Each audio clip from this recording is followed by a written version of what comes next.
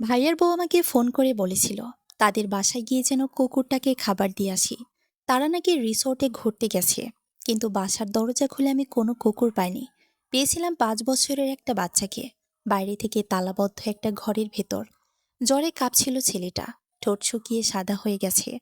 আমাকে দেখেই খুব আস্তে বলেছিল, মামা বলছিল তুমি আসবা না।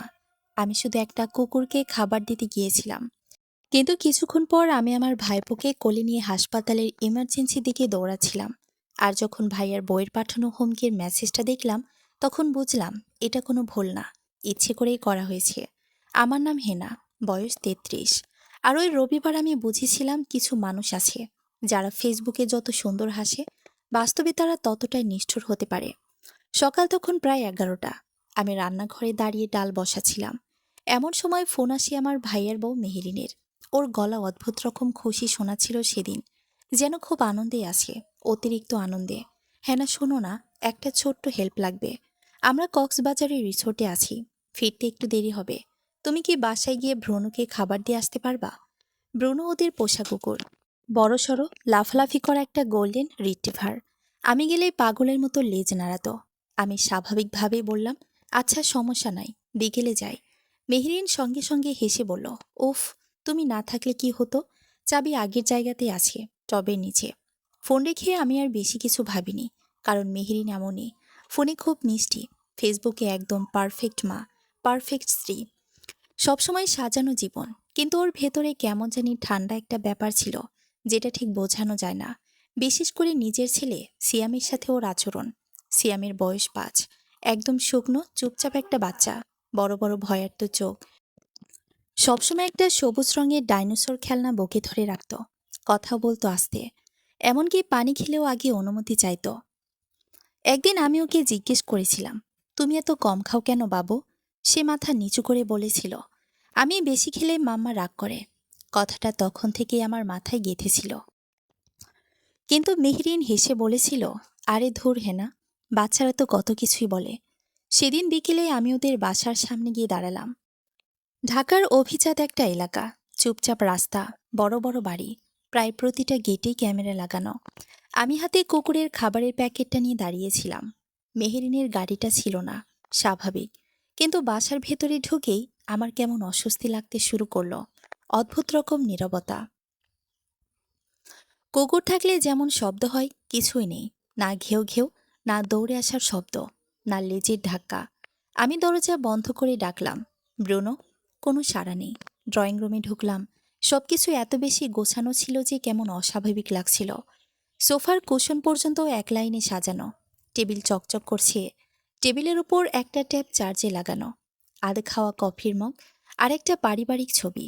ছবিতে ভাইয়া, মেহেরিন, 2 মেয়ে আর সিয়াম। সবাই হাসছে, দেখলে মনে হবে পৃথিবীর সবচেয়ে সুখী পরিবার। আমি আবার ডাকলাম, ব্রুনো। কিছুই না।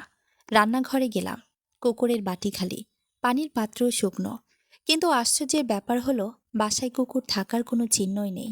না লোম, না খেলনা, না ওর বিছানা, কিছুই না। আমার বুকের ভেতর ধক করে উঠল। আমি ধীরে ধীরে পুরো বাসা দেখতে শুরু করলাম। বারান্দা, স্টোররুম, ওয়াশরুম সব ফাঁকা। তারপর হঠাৎ একটা শব্দ পেলাম, খুব ক্ষীণ, যেন কেউ মেঝেতে কাপড় টানছে আস্তে আস্তে। শব্দটা আসছিল করিডোরের একদম শেষ ঘর থেকে, গেস্ট রুম। দরজাটা বাইরে থেকে বন্ধ। আমি কাছে গিয়ে দাঁড়ালাম। কেউ আছো? কয়েক সেকেন্ড চুপচাপ। তারপর খুব দুর্বল একটা গলা, এত আস্তে, প্রথমে মনে হয়েছিল ভুল শুনছি। মাম্মা বলেছিল তুমি আসবা না। আমার পুরো শরীর ঠান্ডা হয়ে গেল। সিয়াম। ভেতর থেকে কান্নার শব্দ এলো, ফুপু। আমি দরজার হাতল ধরলাম, বন্ধ, বাইরে থেকে তালা দেওয়া। আমার হাত কাঁপতে শুরু করলো। কিভাবে যে তালা খুলেছি আজও জানি না। দরজা খোলার সঙ্গে সঙ্গে একটা গন্ধ এসে ধাক্কা মারল। বন্ধ ঘরের গোমট গন্ধ, ঘাম, পেশাব, অসুস্থ শরীরের গন্ধ। সিয়াম মেঝেতে বসেছিল, হাঁটু জড়িয়ে, সবুজ ডাইনোসরটা শক্ত করে বুকের সাথে চেপে ধরে। ছেলেটার মুখ সাদা হয়ে গেছে, ঠোঁট ফেটে শুকিয়ে আছে, চুল ঘামে ভিজে কপালে লেগে আছে। পাশে একটা খালি পানির বোতল আর শুকনো পাউরুটির টুকরো, এইটুকুই। আমার গলা শুকিয়ে গেল। আমি ওর সামনে হাঁটু গেড়ে বসে বললাম, বাবু, কতক্ষণ ধরে তুমি এখানে? সে ধীরে ধীরে চোখ খুলল। শুক্রবার থেকে। সেদিন ছিল রবিবার। আমার মনে হলো বুকের ভেতর কেউ হাত ঢুকিয়ে কিছু ছিঁড়ে ফেলল। ব্রুনো কোথায়? সে নিচের দিকে তাকালো। মাম্মা ওকে সাথে নিয়ে গেছে। আমি কিছুক্ষণ কথা বলতে পারিনি। মেহরিন আমাকে কুকুরকে খাবার দিতে পাঠায়নি। ও জানতে চেয়েছিল আমি সিয়ামকে খুঁজে পাই কিনা, অথবা হয়তো নিশ্চিত হতে চেয়েছিল কেউ খুঁজে পাবে না। আমি কাপা গলায় জিজ্ঞেস করলাম, তোমাকে এখানে আটকে রাখছে কেন? সিয়ামের ছোট্ট ঠোঁট কেঁপে উঠল। আমি অসুস্থ হয়েছিলাম, তাই মাম্মার ট্রিপ নষ্ট হয়েছে। আমার চোখ ঝাপসা হয়ে গেল। ছেলেটা দাঁড়াতে গিয়েও পারল না, পা কাঁপছিল। আমি আর 1 সেকেন্ড দেরি করিনি, কোলে তুলে নিলাম। এত হালকা লাগছিল, মনে হচ্ছিল একটা বাচ্চা না, শুকনো কাপড় তুলেছি। আমরা হাসপাতালে যাচ্ছি। সে ভয় পেয়ে আমার জামা আঁকড়ে ধরল। না ফুপু, মামা রাগ করবে। আমি দাঁতে দাঁত চেপে বললাম, করুক।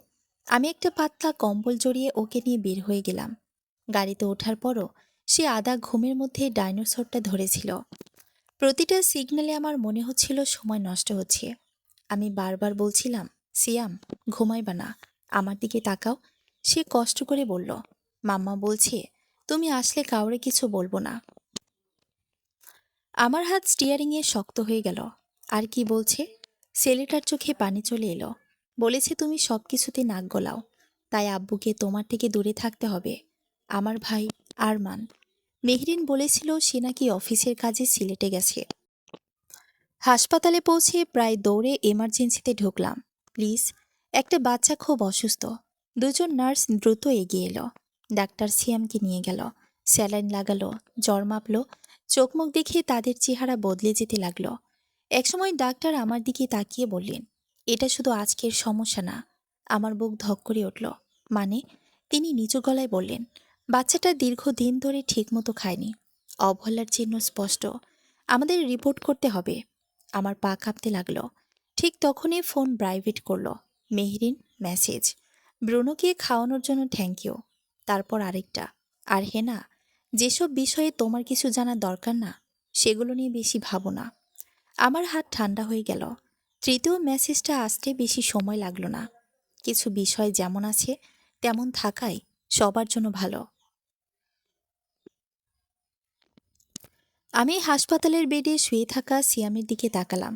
হাতে স্যালাইন, বুকের উপর সবুজ ডাইনোসরটা রাখা। সেদিন প্রথমবার আমি ভয় পাইনি, আমার শুধু রাগ হচ্ছিল। ডাক্তার এসে আবার বললেন, বাচ্চাটাকে এই অবস্থায় কে রেখেছিল আমাদের জানতে হবে।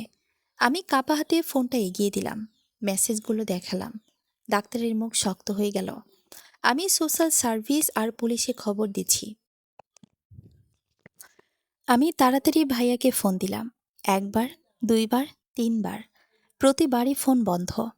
হঠাৎ আমার একটা কথা মনে পড়ল।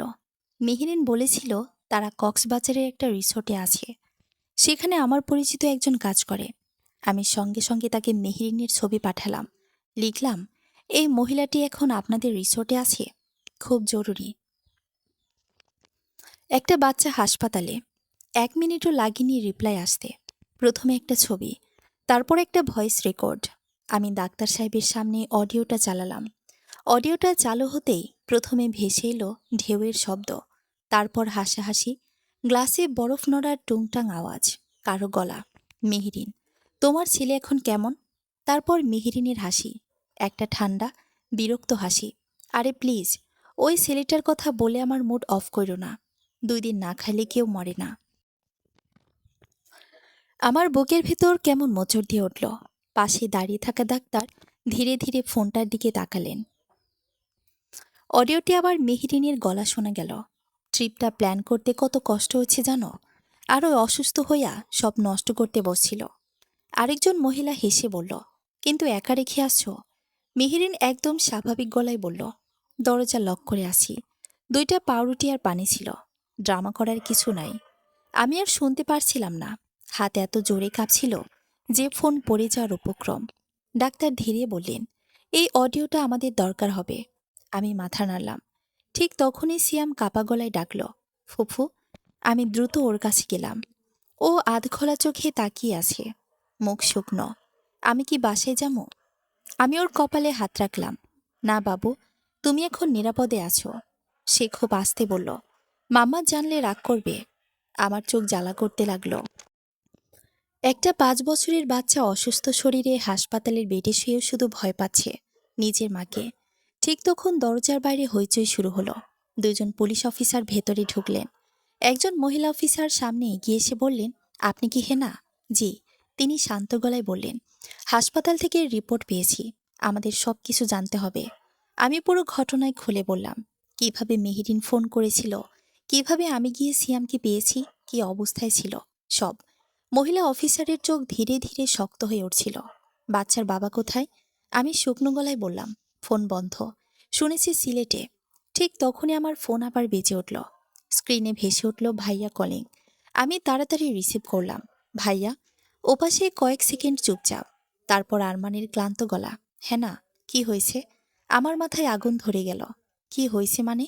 তোমার ছেলে হাসপাতালের বেডে, 2 দিন ধরে তালাবদ্ধ ছিল। ওপাশের নিঃশ্বাস বন্ধ হয়ে যাওয়ার মতো নীরবতা। কি? আমি সব বলে গেলাম এক নিঃশ্বাসে, অডিওর কথাও, ডাক্তারের রিপোর্টও, সব। তারপর শুধু শুনলাম ধপ করে যেন কিছু পড়ে গেল। আরমান ফিসফিস করে বলল, আমি আমি তো ঢাকাতেই আছি। আমার বুক ধক করে উঠল। কি? আমি সিলেটে যাই নাই। আমার পুরো শরীর ঠান্ডা হয়ে গেল। তাহলে তুমি কোথায়? অনেকক্ষণ চুপ থেকে সে বলল, আমি 3 দিন আগে বাসা ছেড়ে বের হয়ে আছি। আমি দেয়ালে হেলান দিলাম। মাথার ভেতর ঝা ঝা শব্দ হচ্ছিল। কেন? ওপাশে শুধু ভারী নিঃশ্বাস। তারপর খুব নিচু গলায়, কারণ আমি ভয় পাইতেছিলাম। আমি কিছু বললাম না। আরমান বলল, আমি অনেকদিন ধরেই বুঝতেছিলাম মেহেরিন সিয়ামের সাথে অদ্ভুত আচরণ করে, কিন্তু আমি ঠিক ধরতে পারি নাই কতটা খারাপ। আমার হাত মুষ্টিবদ্ধ হয়ে গেল। তুমি কিছু করো নাই কেন? সে ভাঙা গলায় বলল, কারণ ও আমাকে বিশ্বাস করাইছিল আমি পাগল হয়ে যাচ্ছি। আমি চুপ। ও সবসময় বলতো সিয়াম নাকি সমস্যা, অস্বাভাবিক, ঝামেলা। আমি প্রতিবাদ করলেই ঝগড়া করত। তারপর কয়েকদিন কথা বন্ধ। আরমানের গলা কেঁপে উঠল। একদিন দেখি সিয়াম বাথরুমে বসে কলের পানি খাচ্ছে, কারণ ওকে নাকি রাতের খাবার দেওয়া নাই। আমার চোখে পানি চলে এলো। আমি সেদিন মেহেরিনকে থাপ্পড় মেরেছিলাম। আমি হতবাক হয়ে গেলাম। আরমান বলল, ওই রাতেও বলল, আমি যদি কাউরে কিছু বলি তাহলে ও আমার জীবন শেষ করে দেবে। কিভাবে? ওপাশে দীর্ঘ নীরবতা। তারপর সে বলল, কারণ সিয়াম আমার ছেলে না। আমার বুকের ভেতর কেমন ফাঁকা হয়ে গেল। কি বলছো তুমি? বিয়ের আগেও প্রেগনেন্ট ছিল? আমি জানতাম, কিন্তু আমি মেনে নিয়েছিলাম। আমার মাথা ঝিমঝিম করছিল। তারপর তারপরও এটা অস্ত্র বানায়। সবসময় বলতো, তুমি তো আসল বাবা না। যখনই আমি সিয়ামের জন্য দাঁড়াইতে চাইছি, ও আমাকে মনে করাইছে। আমি চোখ বন্ধ করলাম। হঠাৎ অনেক কিছু পরিষ্কার লাগতে শুরু করলো। মেহেরিনের ঠান্ডা আচরণ, সিয়ামের প্রতি ঘৃণা, আরমানের অস্বাভাবিক চুপচাপ হয়ে যাওয়া। ঠিক তখন হাসপাতালের কেবিনের দরজা আবার খুলল। একজন নার্স ভেতরে ঢুকে বলল, বাচ্চাটা ঘুমের মধ্যে বারবার একটা নাম বলছে। আমি দ্রুত সিয়ামের পাশে গেলাম। সে জ্বরে কাঁপছে, ঠোঁট নড়ছে আস্তে আস্তে। আমি কান কাছে নিলাম। তারপর শুনলাম, আয়ান ভাইয়া, দরজা খোলো। আমার শরীর জমে গেল। আমি ধীরে জিজ্ঞেস করলাম, আয়ান গে? সিয়াম আধা ঘুমে ফিসফিস করল, আগের রুমে থাকতো। আমার বুক ধক করে উঠল। আগের রুমে মানে? সে চোখ না খুলেই বলল, যারে মাম্মা লুকিয়ে রাখছিল। আমার নিঃশ্বাস বন্ধ হয়ে এলো। আমার পুরো শরীর ঠান্ডা হয়ে গেল। আমি সিয়ামের ছোট্ট হাতটা শক্ত করে ধরলাম। বাবু, আয়ানকে? সে চোখ খুলল না। জ্বরের ঘরে শুধু ফিসফিস করল। ও কাঁদত রাতে, তারপর আবার অজ্ঞান ঘুম। আমি ধীরে ধীরে মাথা তুললাম। ডাক্তার, নার্স, মহিলা পুলিশ অফিসার সবাই আমার দিকে তাকিয়ে। কেবিনের বাতাস হঠাৎ ভারী হয়ে উঠেছে। মহিলা অফিসার এগিয়ে এসে বললেন, আগের রুমে থাকতো মানে কি? আমি ঠোঁট ভিজিয়ে বললাম, আমি জানি না, কিন্তু আমার ভেতরটা তখন থেকে ভয়ানক এক আশঙ্কায় কাঁপছিল। কারণ সিয়াম এমনভাবে বলেছে যেন বিষয়টা তার কাছে স্বাভাবিক, যেন এর আগেও কেউ ওই ঘরে বন্দি ছিল। পুলিশ অফিসার সঙ্গে সঙ্গে আরেকজনকে ফোন দিলেন, ওই বাসায় আবার যেতে হবে, পুরোটাই সার্চ করা হবে। আমি বললাম, আমিও যাব। ডাক্তার আপত্তি করলেন, আপনি মানসিকভাবে এখন স্টেবল না। আমি সোজা হয়ে দাঁড়ালাম।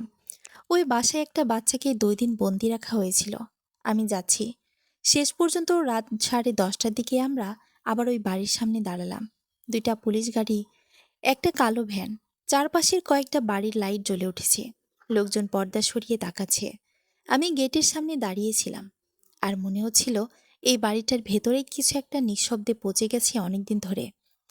দরজা খুলতেই সেই একই গুমট নীরবতা। একজন পুলিশ টর্চ জ্বালালো, আরেকজন ছবি তুলতে লাগলো।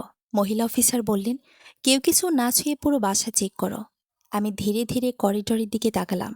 শেষ মাথার সেই ঘরটা এখনো আধখোলা, যেখান থেকে আমি সিয়ামকে বের করেছিলাম। আমার বুক কেঁপে উঠল।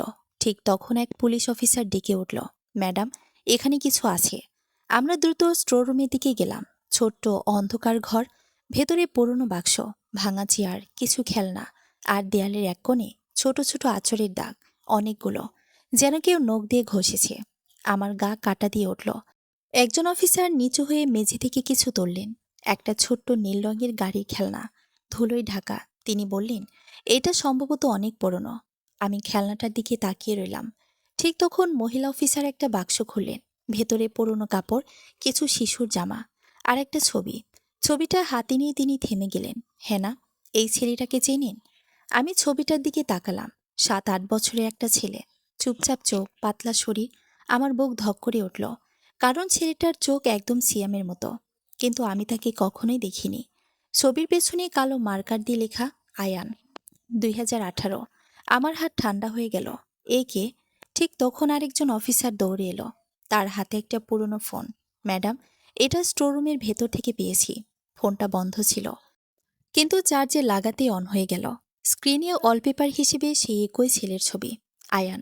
মহিলা অফিসার ফোনটা খুলে গ্যালারি দেখতে লাগলেন। তারপর হঠাৎ তার মুখ বদলে গেল। ও মাই গড! আমি দ্রুত এগিয়ে গেলাম। ভিডিও, অনেকগুলো ভিডিও, বেশিরভাগই ঘরের ভেতরে তোলা। একটা ভিডিও চালু হতেই দেখা গেল একটা ছোট ছেলে মেঝেতে বসে কাঁদছে। ক্যামেরার পেছন থেকে মেহেরিনের গলা, কান্না বন্ধ করো। ছেলেটা কাপা গলায় বলছে, আমি ক্ষুধা পাইছে। তারপর ভিডিও কেটে গেল। আমার হাত মুখে চলে গেল। একজন পুলিশ অফিসার দাঁতে দাঁত চেপে বলল, এই মহিলা অসুস্থ। পরের ভিডিও, আয়ান দেয়ালের দিকে মুখ করে দাঁড়িয়ে। মেহেরিন বলছে, খারাপ বাচ্চাদের শাস্তি পেতে হয়। আরেকটা ভিডিও, ছেলেটার জ্বর, সে পানি চাইছে। মেহেরিন হাসছে। আমি আর দেখতে পারছিলাম না। হঠাৎ মহিলা অফিসার থেমে গেলেন। স্ক্রিনে একটা ফাইল খোলা, নোটস, শিরোনাম অরফানেজ, তার নিচে লেখা কয়েকটা তারিখ আর কিছু নাম। আমার বুক কেঁপে উঠল। এগুলো কি? অফিসার নিচু গলায় বললেন, মনে হচ্ছে শিশু আশ্রয়কেন্দ্রের রেকর্ড। আমি হতবাক। মানে? তিনি ধীরে ধীরে বললেন, আয়ান সম্ভবত ওদের নিজের সন্তান ছিল না। আমার মাথা ঝিমঝিম করছিল। ঠিক তখন পেছন থেকে একটা পুরুষ কণ্ঠ ভেসে এলো, কারণ আয়ানকে দত্তক নেওয়া হয়েছিল। আমরা সবাই ঘুরে তাকালাম। দরজার সামনে দাঁড়িয়ে আছি আরমান, আমার ভাই, চোখ লাল, দাড়ি এলোমেলো, দেখে মনে হচ্ছে অনেকদিন ঘুমায়নি। আমি ফিসফিস করে বললাম, ভাইয়া। সে ধীরে ঘরের ভেতরে ঢুকল। তার চোখ দিয়ে আটকালো ছবিটার ওপর, আয়ানের ছবি। তারপর সে কাপা গলায় বলল, আর আয়ান 3 বছর আগে হঠাৎ হারিয়ে যায়। আমার বুকের ভেতর যেন বিস্ফোরণ হলো। কি? আরমান চোখ বন্ধ করল। মেহেরিন সবাইকে বলেছিল ছেলেটা নাকি একদিন দরজা খুলে পালিয়ে গেছে। পুলিশ অফিসার তীক্ষ্ণ গলায় বললেন, আর আপনি সেটা বিশ্বাস করেছিলেন? আরমান মাথা নিচু করল। তারপর এমন একটা কথা বলল, যেটা শুনে আমার শরীর অবশ হয়ে গেল। কারণ আমি তখনও জানতাম না বেসমেন্টে আরেকটা ঘর আছে। আরমানের শেষ কথাটা ঘরের ভেতর যেন বোমার মতো পড়ে রইল। বেসমেন্টে আরেকটা ঘর আছে? মহিলা অফিসার সঙ্গে সঙ্গে জিজ্ঞেস করলেন, কোন বেসমেন্ট? আরমান ধীরে ধীরে মাথা তুলল। তার চোখে ভয় না, ক্লান্তি। এবারের নকশায় কোনো বেসমেন্ট দেখানো ছিল না। আমি চমকে উঠলাম, তাহলে তুমি কিভাবে জানলে? আরমান কিছুক্ষণ চুপ করে থাকল। তারপর খুব নিচু গলায় বলল, কারণ একবার আমি নিজে নিচে নামছিলাম। ঘরের ভেতর নিস্তব্ধতা নেমে এলো। সে আবার বলল, আমি সেদিন রাতে মেহেরিনের ফোন খুঁজছিলাম। ও ঘুমিয়েছিল।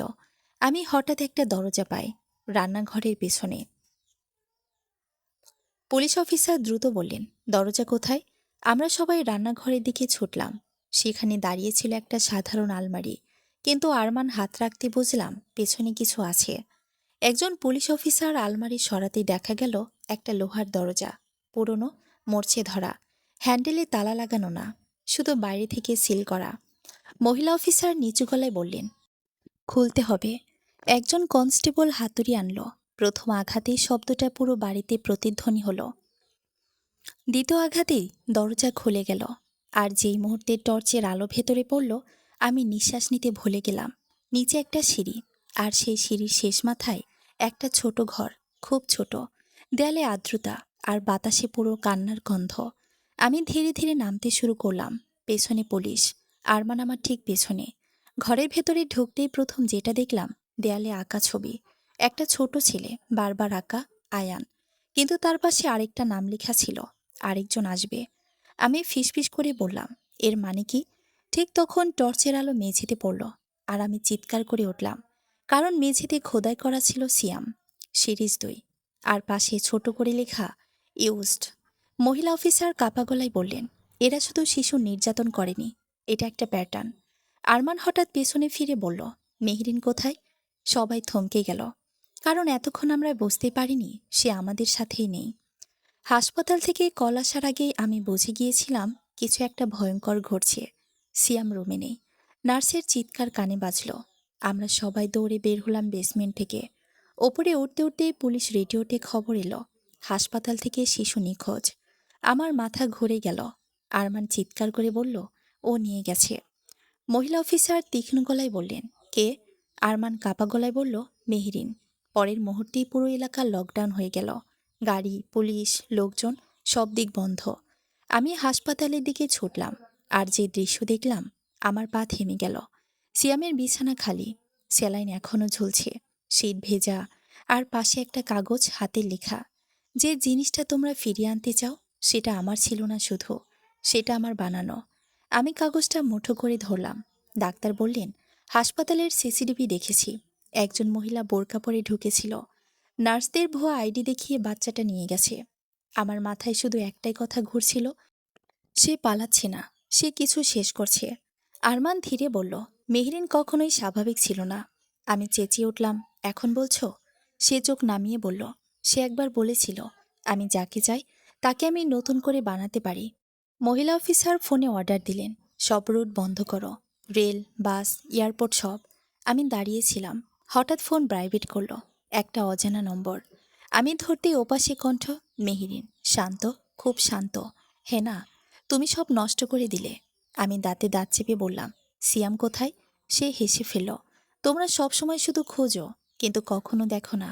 আমি চিৎকার করলাম, কি চাও তুমি? সে ধীরে বলল, আয়ানকে শেষ করতে দিয়েছিলে তোমরা। লাইন কেটে গেল।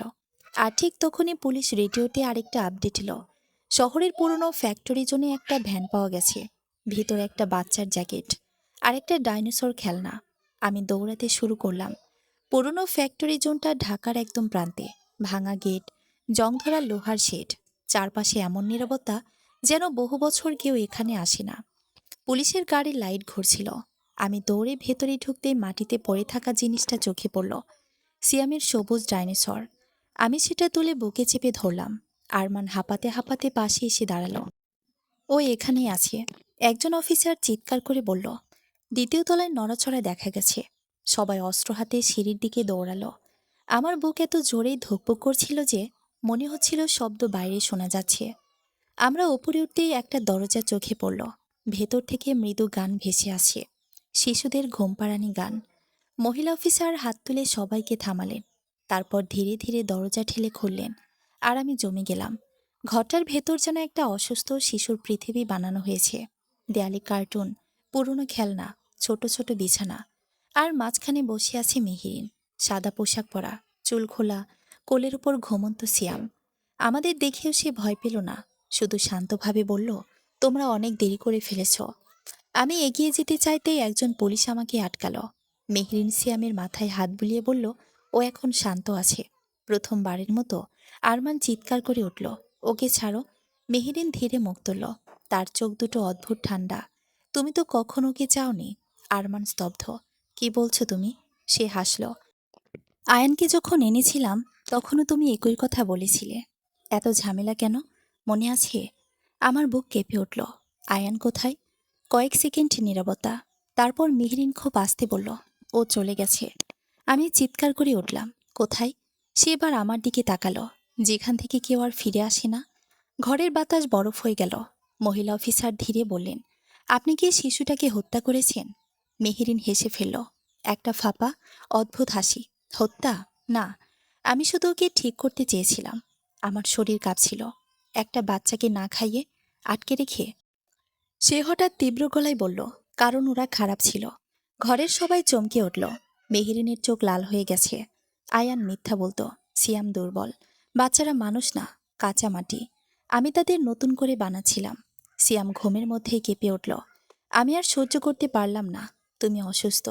মেহেরিন কয়েক সেকেন্ড চুপ করে রইল। তারপর খুব নিচু গলায় বলল, জানো হে না, ছোটবেলায় আমার মা আমাকে 3 দিন ধরে ঘরে বন্ধ করে রেখেছিল, শুধু কারণ আমি গ্লাস ভেঙেছিলাম। আমরা কেউ কথা বললাম না। সে হাসল। তখন বুঝেছিলাম ভালোবাসা মানে শাস্তি। আমার বুক হাহাকার করে উঠল। ঠিক তখনই মহিলা অফিসার ধীরে সামনে এগিয়ে এলেন। সিয়ামকে আমাদের দিন।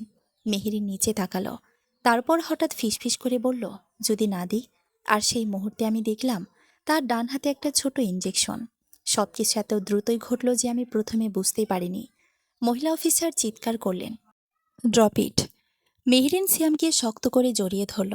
তার হাতে কাঁপতে থাকা ইঞ্জেকশন। আরমান সামনে এগোতে সে চেঁচিয়ে উঠল, কেউ কাছে আসবে না। সিয়াম আধো ঘুমে কাঁদতে শুরু করেছে। ফুপু, আমার বুক ভেঙে যাচ্ছিল। আমি হাত তুলে ধীরে বললাম, মেহরিন প্লিজ, বাচ্চাটাকে দাও। সে আমার দিকে তাকালো। কয়েক সেকেন্ডের জন্য মনে হলো তার চোখে পানি। তুমি জানো না আমি কত চেষ্টা করছি। আমি ধীরে ধীরে এক পা সামনে গেলাম। একটা বাচ্চাকে ভয় দেখিয়ে মানুষ বানানো যায় না। সে হঠাৎ কাঁদতে শুরু করলো। কিন্তু আমাকে তো এভাবে বানানো হয়েছে। ঘরের বাতাস ভারী হয়ে উঠল। মহিলা অফিসার সুযোগ বুঝিয়ে আরো একটু এগোলেন। ঠিক তখন মেহেরিন আচমকা ইঞ্জেকশনটা নিজের গলায় বসিয়ে দিল। আমি চিৎকার করে উঠলাম। পুলিশ দৌড়ে গেল। সিয়াম কাঁদতে কাঁদতে আমার দিকে হাত বাড়ালো। আমি ছুটে গিয়ে তাকে কোলে তুলে নিলাম। সে আমার গলা জড়িয়ে ধরে কাঁপছিল। পেছনে মেহেরিন মেঝেতে পড়ে গেছে।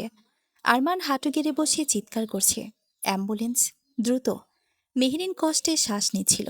তার চোখ আধ খোলা। সে খুব আস্তে বলল, আয়ান, বেসমেন্টে না। আমরা সবাই থেমে গেলাম। মহিলা অফিসার ঝুঁকে পড়লেন, কোথায়? মেহেরিন ঠোঁট নড়ালো, লেকের পাশে। পুরনো কূপ। আমার পুরো শরীর অবশ হয়ে গেল। আরমান মুখ চেপে কাঁদতে লাগলো। মেহেরিন শেষবার সিয়ামের দিকে তাকালো। তারপর ফিসফিস করে বলল, আমি আসলে কাউকে ভালোবাসতে শিখিনি। তার মাথা একপাশে হেলে পড়ল। ঘরের ভেতর নিস্তব্ধতা নেমে এলো। শুধু সিয়ামের কান্না আর দূরে অ্যাম্বুলেন্সের সাইরেন। সেদিন রাতে পুলিশ ফ্যাক্টরির পেছনের পুরনো কূপ খুঁড়েছিল। আর সেখানে যা পাওয়া গিয়েছিল সেটা পুরো শহরকেই কাঁপিয়ে দিয়েছিল। পরদিন সকাল থেকে পুরো শহর উত্তাল। নিউজ চ্যানেল, ফেসবুক লাইভ, সব জায়গায় একটাই নাম, মেহেরিন রহমান। পারফেক্ট মা হিসেবে পরিচিত সেই নারী এখন শিশুর নির্যাতন আর হত্যার অভিযোগে দেশের সবচেয়ে আলোচিত মুখ। কিন্তু এসবের কিছুই তখন আমার মাথায় ছিল না। আমি শুধু হাসপাতালে কেবিনে বসে সিয়ামের মাথায় হাত বুলাচ্ছিলাম। সে ঘুমাচ্ছিল। অনেকদিন পর নিশ্চিন্ত ঘুম। ডাইনোসরটা এখনো বুকে চেপে ধরা। ডাক্তার বললেন শারীরিকভাবেও ধীরে ধীরে ঠিক হয়ে যাবে, কিন্তু মানসিক ট্রমা সময় লাগবে। আমি মাথা নাড়লাম। ঠিক তখন দরজার বাইরে আরমানকে দাঁড়িয়ে থাকতে দেখলাম। চোখ ফুলে গেছে, দাড়ি না কাটা। এক রাতে যেন 10 বছর গড়িয়ে গেছে। সে ধীরে ভেতরে ঢুকল। সিয়ামের দিকে তাকিয়ে ফিসফিস করল, আমি ভালো বাবা হতে পারি নাই। আমি কিছু বললাম না, কারণ সত্যি কথা হলো সে পারিনি। কিন্তু তবুও তার চোখে অন্তত অপরাধবোধ ছিল। মেহরিনের চোখে সেটা কখনো দেখিনি। আরমান চেয়ার টেনে বসে বলল, পুলিশ কূপ থেকে আয়ানের হার পেয়েছে। আমার বুকের ভেতর মোচড় দিল। সে কাপা গলায় বলল, রিপোর্ট বলছে ও তখনও বেঁচে ছিল যখন ফেলা হয়। আমার চোখ দিয়ে পানি গড়িয়ে পড়ল। একটা ছোট্ট ছেলে যে শুধু একটু ভালোবাসা চেয়েছিল। আমি ফিসফিস করে বললাম, ওর পরিবার? আরমান মাথা নিচু করল। অনাথ আশ্রম থেকে দত্তক নেওয়া হয়েছিল। কেউ খোঁজও নেয় নাই। ঘরের বাতাস ভারী হয়ে গেল। ঠিক তখন সিয়াম ঘুম ভেঙে চোখ খুলল। ভয়ের তো চোখে চারপাশ দেখল। তারপর আমাকে দেখে ধীরে বলল, ফুফু, আমি কি খারাপ? আমার বুক ভেঙে গেল। আমি তাকে শক্ত করে জড়িয়ে ধরলাম। না বাবু, তুমি পৃথিবীর সবচেয়ে ভালো বাচ্চা। সে কাপা গলায় বলল, তাহলে মাম্মা আমাকে ভালোবাসতো না কেন? আমি উত্তর দিতে পারিনি, কারণ কিছু প্রশ্নের উত্তর আসলে হয় না, শুধু ক্ষত হয়ে থেকে যায়। 2 মাস পর আমি আদালতের বাইরে দাঁড়িয়েছিলাম। সিয়ামের কাস্টডির শুনানি। মেহরিন বেঁচে গিয়েছিল, কিন্তু মানসিকভাবে অস্থিতিশীল ঘোষিত হয়েছিল। তাকে দীর্ঘমেয়াদী মানসিক চিকিৎসা কেন্দ্রে পাঠানো হয়। আদালত শেষে বিচারক যখন বললেন শিশুটির দায়িত্ব আপাতত ফুপু হেনা ঠিকাদারের কাছে দেওয়া হলো, তখন আমার চোখ ভিজে উঠেছিল। সিয়াম পাশে দাঁড়িয়েছিল, ছোট্ট হাতটা আমার হাত শক্ত করে ধরা। বাইরে বের হওয়ার সময় সে খুব আস্তে বলল, আমি কি এখন তোমার সাথে থাকবো? আমি হাঁটু গেড়ে বসে হাসলাম। যতদিন তুমি চাও। সে প্রথমবারের মতো আমাকে জড়িয়ে ধরে কেঁদে ফেলল। আর আমি বুঝলাম, কিছু বাচ্চা জন্ম থেকে পরিবার পায় না, তাদের জন্য কাউকে পরিবার হয়ে উঠতে হয়। 6 মাস পরে আমাদের ছোট্ট বাসার বারান্দায় দাঁড়িয়ে আমি আকাশ দেখছিলাম। ভেতর থেকে হাসির শব্দ আসছিল। সিয়ামের হাসি। আগে যে বাচ্চাটা কথা বলতে ভয় পেত, এখন সে মাঝে মাঝে এত জোরে হাসি যে পুরো বাসা ভরে যায়। ডাক্তার বলেছিলেন ওর ভয় কাটতে সময় লাগবে। লেগেছেও। প্রথম কয়েক সপ্তাহ সে দরজা বন্ধ হলে কাঁদত। রাতে ঘুম ভেঙে চিৎকার করত। খাবার লুকিয়ে রাখত বালিশের নিচে। কারণও ভাবত আবার হয়তো খাবার বন্ধ হয়ে যাবে। আমি কখনো বকা দেইনি, শুধু প্রতিবার বলেছি, এখানে কেউ তোমাকে শাস্তি দিবে না। ধীরে ধীরে বদলাতে শুরু করলো সব। এখন সে স্কুলে যায়, বন্ধু হয়েছে। আর প্রতি রাতে ঘুমানোর আগে একটা কথাই বলে, ফুপু, দরজা লক করো না। আমি তখন দরজা আধ খোলা রেখেই ঘুমাই। সেদিন বিকেলে সেই ডাইনোসরটা হাতে নিয়ে আমার পাশে এসে দাঁড়ালো। ফুপু, হুম, আয়ান ভাইয়া কি এখন আকাশে থাকে? আমার গলা আটকে গেল। আমি ওকে কোলে তুলে নিলাম। হয়তো। সে কয়েক সেকেন্ড চুপ থেকে বলল, তাহলে সে এখন আর ভয় পায় না, তাই না? আমি চোখের পানি লুকিয়ে হাসলাম। না বাবু, এখন আর না। সিয়াম মাথা আমার কাঁধে রেখে আকাশের দিকে তাকালো। আর আমি মনে মনে একটা প্রতিজ্ঞা করলাম, এই বাচ্চাটাকে আর কখনো ভয় পেতে দেব না, কখনো না। সমাপ্ত।